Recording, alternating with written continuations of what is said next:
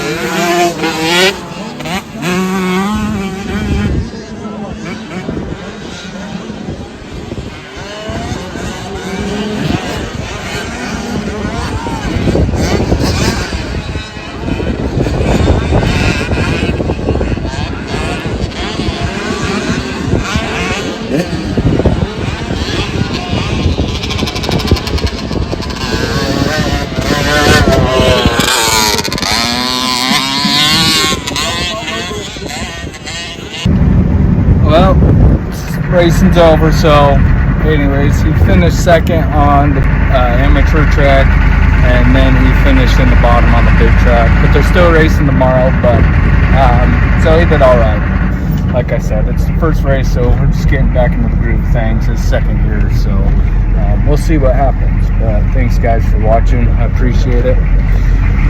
Don't forget to like and subscribe. It helps me out and all that, so I appreciate you guys. Thanks.